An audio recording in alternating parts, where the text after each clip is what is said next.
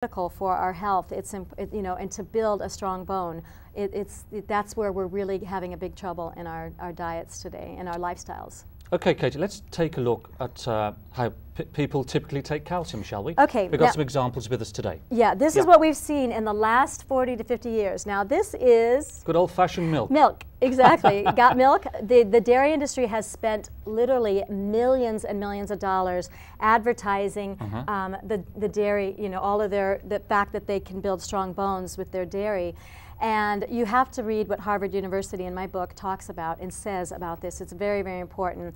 And then, of course, we have, you know, a lot of people, because one of the big symptoms is acid reflux. A huge epidemic of acid reflux in the country. And what we're seeing is we're even marketing to little kids these antacids, which is what they call carbonate. It's I'll tell you what it comes from in just a minute. Then we've got, this is another one. I mean, I saw more things marketed to children for acid reflux. Can you imagine that their diets and their lifestyles are so poor that they have chronic acidosis going on in their body? Then for the adults, we have these also. And then, you know, we also have, this one I think is a big one that's come onto the market, and I would say you need to read the book and find out about this. This is from the pharmaceutical.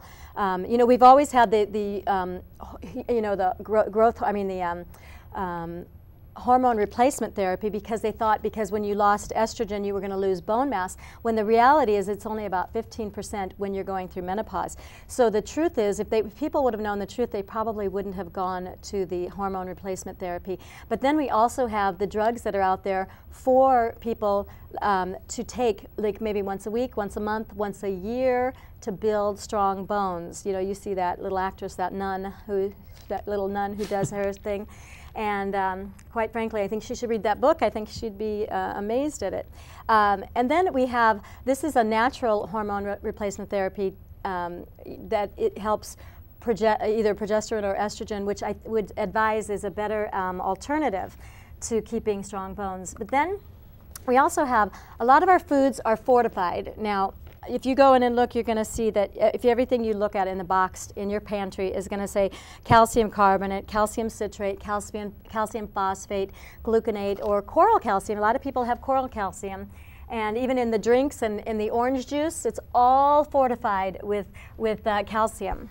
Now, probably one of the most popular things is, can you imagine this? You feel how heavy this is? It's absolutely astronomical. It's 600 tablets, and it's 500 milligrams, plus you get vitamin D and K in there, believe it or not. That's it. That's all you get in there, besides the polyethylene glycol and the talc and the cornstarch and the glucose.